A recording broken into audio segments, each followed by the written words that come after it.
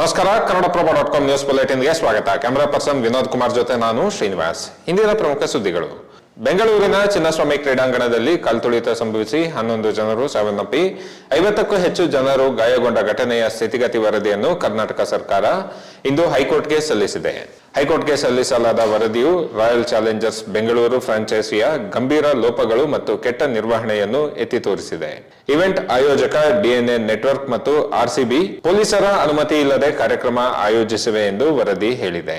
ಅನುಮತಿ ನಿರಾಕರಿಸಿದರೂ ಆರ್ಸಿಬಿ ಅಭಿಮಾನಿಗಳು ಹಾಜರಾಗುವಂತೆ ಪ್ರೋತ್ಸಾಹಿಸುವ ವಿರಾಟ್ ಕೊಹ್ಲಿ ಅವರ ವಿಡಿಯೋ ಮನವಿ ಸೇರಿದಂತೆ ಸಾಮಾಜಿಕ ಮಾಧ್ಯಮಗಳಲ್ಲಿ ಕಾರ್ಯಕ್ರಮವನ್ನು ಪ್ರಚಾರ ಮಾಡಲಾಗಿತ್ತು. ಆರ್ಸಿಬಿ, ಡಿಎನ್ಎ ಮತ್ತು ಕೆಎಸ್ಸಿಎ ಪರಿಣಾಮಕಾರಿಯಾಗಿ ಸಮನ್ವಯಗೊಳಿಸಲು ವಿಫಲವಾದ ಕಾರಣ ಕಾಲ್ತುಳಿತ ಸಂಭವಿಸಿದೆ ಎಂದು ರಾಜ್ಯ ಸರ್ಕಾರ ಹೇಳಿದೆ. ತಂಡದ ಆಡಳಿತ ಮಂಡಳಿ ಕಾರ್ಯಕ್ರಮಕ್ಕೆ ರಾಜ್ಯ ಸರ್ಕಾರವನ್ನಾಗಲಿ ಅಥವಾ ಪೊಲೀಸ್ ಇಲಾಖೆಯ ಅನುಮತಿ ಪಡೆದಿರಲಿಲ್ಲ. ದಿಢೀರ್ ಕಾರ್ಯಕ್ರಮ ಘೋಷಣೆ ಮಾಡಿದ್ದರಿಂದ ಹಠಾತ್ತನೆ ಜಮಾಯಿಸಿದ ಜನಸಮೂಹ ನೂಕುನುಗ್ಗಲಿಗೆ ಕಾರಣವಾಯಿತು. ಪೊಲೀಸ್ ಅಧಿಕಾರಿಗಳು ಆರ್ಸಿಬಿ ಸೇವಕರಂತೆ ವರ್ತಿಸಿದ್ದರು ಎಂದು ವರದಿಯಲ್ಲಿ ಹೇಳಲಾಗಿದೆ. ಚಿನ್ನ ಕಳ್ಳ ಸಾಗಣೆ ಪ್ರಕರಣಕ್ಕೆ ಸಂಬಂಧಿಸಿದಂತೆ ಬಂಧನಕ್ಕೊಳಗಾಗಿರುವ ನಟಿ ರನ್ಯಾ ರಾವ್ ಅವರಿಗೆ ಕಾಫಿಪೋಸಾ ಅಡಿಯಲ್ಲಿ 1 ವರ್ಷ ಜೈಲು ಶಿಕ್ಷೆ ವಿಧಿಸಲಾಗಿದ್ದು ಜಾಮೀನು ಪಡೆಯುವ ಅವಕಾಶವೇ ಇಲ್ಲದಂತಾಗಿದೆ. ರನ್ಯಾ ರಾವ್ ವಿರುದ್ಧ ವಿದೇಶಿ ವಿನಿಮಯ ನಿಯಂತ್ರಣ ಮತ್ತು ಕಳ್ಳಸಾಗಣೆ ಚಟುವಟಿಕೆಗಳ ತಡೆ ಕಾಯ್ದೆಯನ್ನು ಜಾರಿ ಮಾಡಲಾಗಿದ್ದು, ಈ ವಿಷಯವನ್ನು ನಿರ್ವಹಿಸುವ ಸಲಹಾ ಮಂಡಳಿ ಇತ್ತೀಚೆಗೆ ರನ್ಯಾ ರಾವ್ ಅವರಿಗೆ ಅವರ ಬಂಧನದ ಸಂಪೂರ್ಣ ಅವಧಿಯಲ್ಲಿ ಜಾಮೀನು ನೀಡಲಾಗುವುದಿಲ್ಲ ಎಂದು ತೀರ್ಪು ನೀಡಿದೆ. ಕಾಯ್ದೆಯ ಅಡಿಯಲ್ಲಿ ರನ್ಯಾ ರಾವ್ ಹಾಗೂ ಇತರ ಆರೋಪಿಗಳು 1 ವರ್ಷ ಜೈಲಿನಿಂದ ಹೊರಬರುವ ಹಾಗಿಲ್ಲ. ಈ ಕುರಿತು ಕಾಫಿಪೋಸಾ ಸಲಹಾ ಮಂಡಳಿಯು ಕಂದಾಯ ಗುಪ್ತಚರ ನಿರ್ದೇಶನಾಲಯಕ್ಕೆ ಮಾಹಿತಿ ನೀಡಿದ್ದು, ಅದರಂತೆ ಜೈಲು ಅಧೀಕ್ಷಕರಿಗೂ ಮಾಹಿತಿ ರವಾನೆ ಮಾಡಲಾಗಿದೆ. ಮುಖ್ಯಮಂತ್ರಿ ಸಿದ್ದರಾಮಯ್ಯ ಸಾರ್ವಜನಿಕವಾಗಿ ತಮ್ಮ ಮೇಲೆ ಕೈ ಎತ್ತಿದ್ದರಿಂದ ತೀವ್ರ ಅಸಮಾಧಾನಕ್ಕೊಳಗಾಗಿ ಸ್ವಯಂ ನಿವೃತ್ತಿಗೆ ಮುಂದಾಗಿದ್ದ ಧಾರವಾಡ ಎಎಸ್ಪಿ ನಾರಾಯಣ ಬರಮನಿ ಅವರಿಗೆ ಬಡ್ತಿ ನೀಡಲಾಗಿದೆ. ಧಾರವಾಡ ಎಎಸ್ಪಿ ಆಗಿದ್ದ ಬರಮನಿ ಅವರಿಗೆ ಈಗ ಬೆಳಗಾವಿ ಕಾನೂನು ಸುವ್ಯವಸ್ಥೆ ವಿಭಾಗದ ಉಪ ಪೊಲೀಸ್ ಆಯುಕ್ತ ಹುದ್ದೆಗೆ ಬಡ್ತಿ ನೀಡಿ ಆದೇಶ ಹೊರಡಿಸಲಾಗಿದ್ದು, ಸರ್ಕಾರ ಡ್ಯಾಮೇಜ್ ಕಂಟ್ರೋಲ್ಗೆ ಮುಂದಾಗಿದೆ.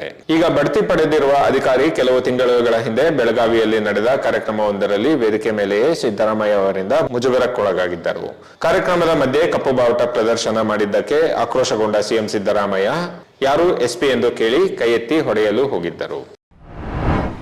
ಧರ್ಮಸ್ಥಳದಲ್ಲಿ ಹಲವಾರು ಶವಗಳ ಅಂತ್ಯಕ್ರಿಯೆ ಪ್ರಕರಣದ ಸಂಬಂಧ ಧರ್ಮಸ್ಥಳ ದೇವಸ್ಥಾನದ ಮಾಜಿ ಪೌರ ಕಾರ್ಮಿಕನ ಪರವಾಗಿ ವಕೀಲರು ಮುಖ್ಯಮಂತ್ರಿ ಸಿದ್ದರಾಮಯ್ಯ, ಗೃಹ ಸಚಿವ ಡಾಕ್ಟರ್ ಜಿ ಪರಮೇಶ್ವರ್ ಹಾಗೂ ರಾಜ್ಯ ಪೊಲೀಸ್ ಮಹಾನಿರ್ದೇಶಕರಿಗೆ ಮತ್ತು ಸುಪ್ರೀಂ ಕೋರ್ಟ್ ಮುಖ್ಯ ನ್ಯಾಯಮೂರ್ತಿ ಹಾಗೂ ಕರ್ನಾಟಕ ಹೈಕೋರ್ಟ್ ನ್ಯಾಯಮೂರ್ತಿಗಳಿಗೆ ಅರ್ಜಿ ಸಲ್ಲಿಸಿದ್ದಾರೆ. ಅರ್ಜಿಯಲ್ಲಿ ಧರ್ಮಸ್ಥಳ ಗ್ರಾಮದಲ್ಲಿ ಹಲವಾರು ಶವಗಳ ಅಂತ್ಯಕ್ರಿಯೆ ಪ್ರಕರಣದ ತನಿಖೆಯಲ್ಲಿ ಧರ್ಮಸ್ಥಳ ಪೊಲೀಸ್ ಠಾಣೆಯ ಪೊಲೀಸರು ರಾಜಿಯಾಗಿದ್ದಾರೆ.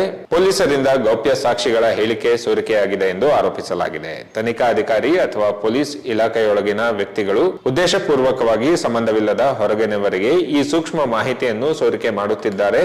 ಈ ಕೃತ್ಯವು ಸಂಪೂರ್ಣ ತನಿಖೆಯನ್ನು ಗಂಭೀರವಾಗಿ ದುರ್ಬಲಗೊಳಿಸುತ್ತದೆ ಎಂದು ಅವರು ಹೇಳಿದ್ದಾರೆ. ರಾಜ್ಯದ ಹಲವೆಡೆ ಭಾರಿ ಮಳೆಯಾಗುತ್ತಿದ್ದು, ವರ್ಷಧಾರೆಯ ಪರಿಣಾಮ ದಕ್ಷಿಣ ಕನ್ನಡದ ಕಡಬ ತಾಲೂಕಿನ ರಾಷ್ಟ್ರೀಯ ಹೆದ್ದಾರಿ 75ರಲ್ಲಿ ಭಾರಿ ಭೂಕುಸಿತ ಸಂಭವಿಸಿದೆ. ಈ ಹಿನ್ನೆಲೆಯಲ್ಲಿ ಬೆಂಗಳೂರು ಮತ್ತು ಮಂಗಳೂರು ನಡುವಿನ ವಾಹನ ಸಂಚಾರ ತೀವ್ರವಾಗಿ ಅಸ್ತವ್ಯಸ್ತಗೊಂಡಿದೆ. ಮಂಗಳೂರು ಸಾಗುವ ಲಾರಿ, ಬಸ್, ಟ್ರಕ್ಗಳ ಸಂಚಾರ ಸಂಪೂರ್ಣ ಬಂದಾಗಿದ್ದು, ಕಾರು, ಬೈಕ್ಗಳು ಬದಲಿ ಮಾರ್ಗ ಬಳಸಲು ಎಸ್ಪಿ ಡಾಕ್ಟರ್ ಅರುಣ್ ಮನವಿ ಮಾಡಿದ್ದಾರೆ. ಇನ್ನು ಕೊಪ್ಪಳದಲ್ಲಿ ಸುರಿದ ಧಾರಾಕಾರ ಮಳೆಗೆ ಮನೆ ಕುಸಿದು 1.5 ವರ್ಷದ ಮಗು ಸಾವನ್ನಪ್ಪಿದ್ದರೆ 6 ಮಂದಿ ಗಾಯಗೊಂಡಿದ್ದು ಅವರನ್ನು ಆಸ್ಪತ್ರೆಗೆ ದಾಖಲಿಸಲಾಗಿದೆ. ಇವು ಇಂದಿನ ಪ್ರಮುಖ ಸುದ್ದಿಗಳು. ವಿವರವಾದ ಸುದ್ದಿಗಳಿಗಾಗಿ ಕನ್ನಡಪ್ರಭ.com ನೋಡಿ. ನಮಸ್ಕಾರ.